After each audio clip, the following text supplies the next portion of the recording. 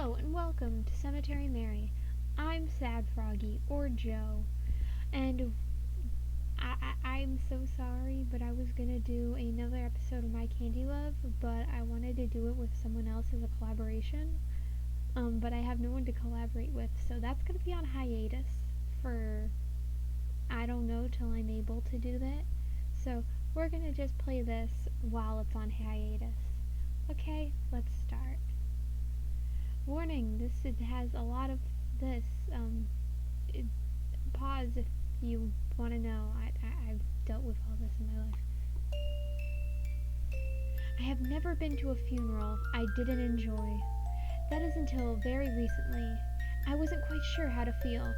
It was a beautiful service, and one they certainly deserved. Only if it had come later in their lifetime. I'm so sorry. I'm gonna turn the sound, music volume down. Okay, so my voice is still heard. And maybe it could have been prevented if there wasn't a murder in my city. That is what everyone's been saying anyways. The Blackwood Butcher. That's what they called them, at least. It was hard not to overhear the rumors of people said about them. I heard they strike at night. I heard they only target one person at a time and don't stop until they're dead. I heard it's a ghost blindly seeking vengeance. I am also so sorry if my mic isn't as good, because I usually wear Hello Kitty Razor headphones, but I'm wearing earbuds today. I didn't believe they said any of that. At least not at first, but my parents did. And because of that, they didn't like me going off to the cemetery alone, staying until it was closed, walking home by myself in the dark. Even though it was only across the street, these rumors had made them afraid for my safety. Do you really believe they're real? I asked my father. I do, he answered. Are you really worried for me? My mother did not say anything. But that is to be expected. They had thought I was a perfect target. But I still don't believe in it. Still, they were worried about me. So they sent me off to live with my aunt and uncle and cousin. They don't live far away, at least not anymore. They moved into a fancy home in the gorgeous Helen City, to a small little cabin in the woods. I never understood why, but I never really asked about it either. My parents felt that it would be safer with them.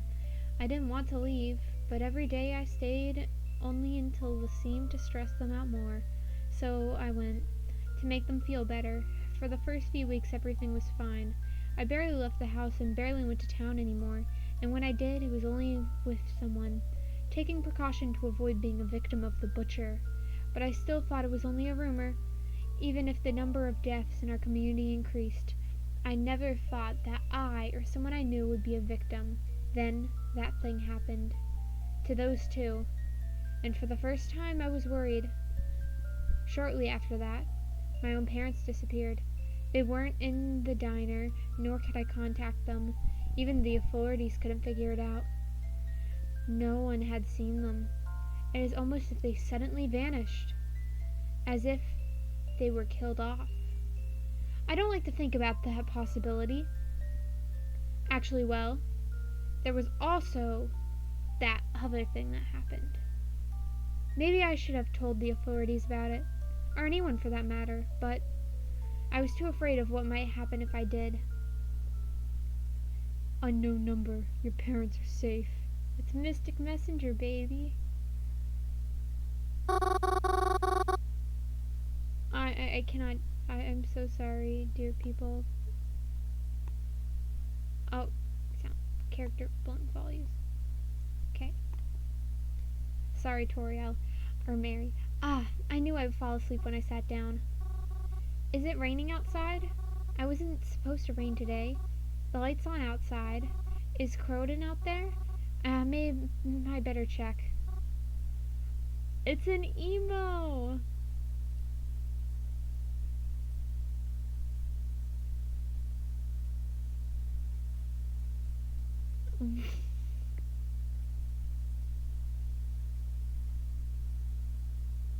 Croden, I finished dinner. Come inside.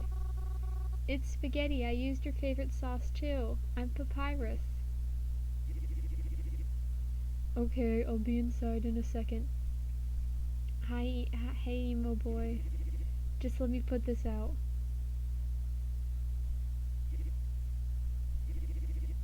All the food is cold. I know, I fell asleep after I made it, so I just wanted to take a seat in the living room, but it's fine. I'm not complaining. Other than that, we didn't say much. The dinner was quiet. I cleaned up most of it, but Croden helped a little bit. After that, we went to sit down in the living room. Once I finished cleaning the kitchen up, I joined them like usual. Normally after dinner, when Croden and I sit together, we do something fun. We play a game on our phones together, we get a board game, or we play cards. Talk about our day if something exciting happened. But that's when Uncle and Aunt were still. Croden's been in a pretty mad mood ever since. It's not like I can blame him. I want to talk to him, but I don't really know if he's much in the mood to talk. What should I do? Attempt a conversation. Crow, do you want to talk about it? There's nothing to talk about. I still got my old therapist number, you know. Croden? Ain't there a reason she was your old one? I'm sorry, but I've been through a lot of therapy. I know. But she was good at this kind of stuff. And I've been thinking that maybe... Shut up, Mary. Just shut up already. Can't I be bitter over it? Why are you trying so hard to rush me into therapy, huh?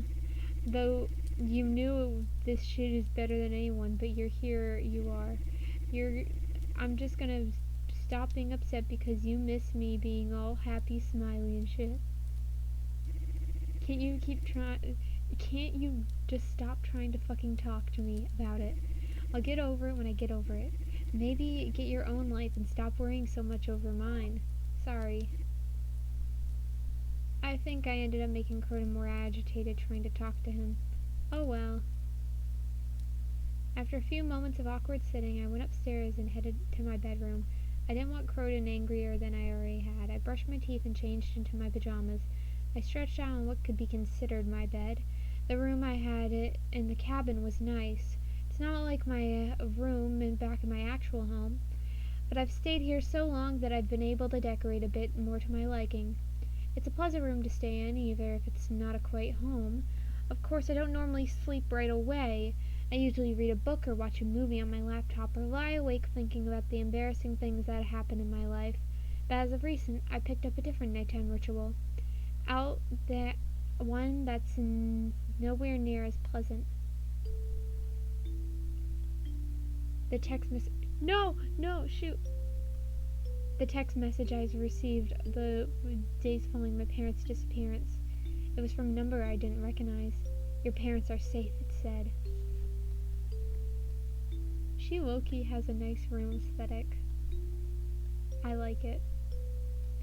I know I should have done something smart. I should have told someone, but instead, I texted the number back, and they responded to me. We have a thing on your car's extended warranty. Just kidding. I've noticed the others other than the first message, they don't usually reach out to me.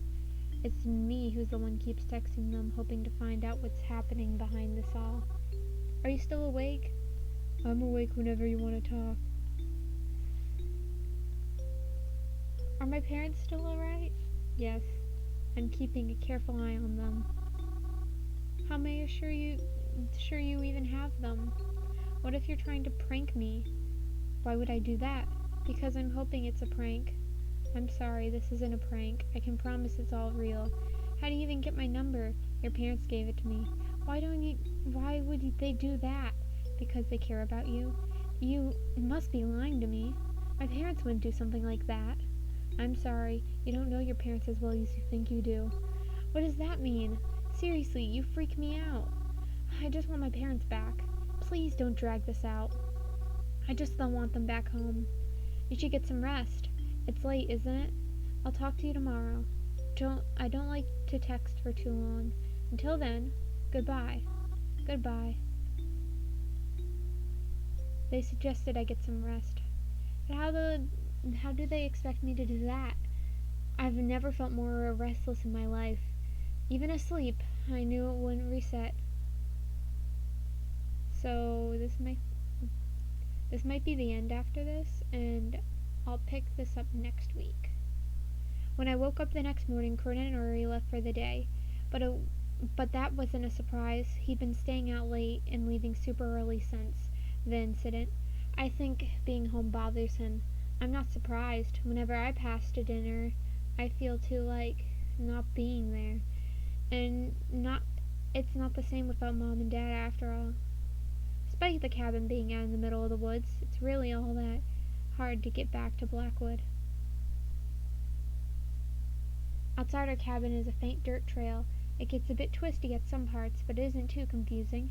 It takes about 15 minutes to walk down, but maybe 10 if you're fast. At the end of the trail there's a fence, one with a slight gap in it. Past the fence there's a little community. It isn't big. A few trailers, a few people living out the way here, far from anything that's, well, anything. But there's a road here and a bus that comes through. It runs through Blackwood, so whenever we need to leave, we take the bus. And then after the short trip, you're in Blackwood. It's a city I grew up in, and I really loved it. There's a library and the local stores, but my most favorite place is the Blackwood Cemetery. It's got lots of trees to read under and a prettiest headstone I've ever seen. There's a mausoleum too, like in My Chemical Romance's song Cemetery Drive. Though I've never been inside. Private mausoleum, you know. I don't know who it belongs to. Anyways, I've always tried to leave flowers when I visit, at least every so often, and I visit a lot. It thinks to help them, you know, not feel lonely. And then after spending my day in Blackwood, I come back home the same way I left. But I always make sure no one sees the way I come back home, just in case, you know.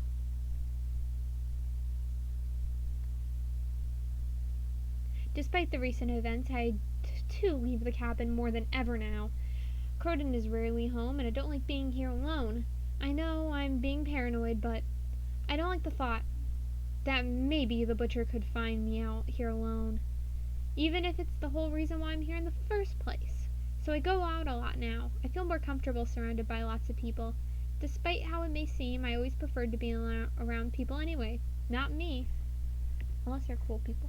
But there's one reason why I like to go to the cemetery so often. There's always people there, even if you can't see them. That is the end for today. See you guys next week, Friday. I'm trying to keep up a posting schedule now, and My Candy Love will return once I'm able to finally record it. Well, anyway, thank you guys for watching.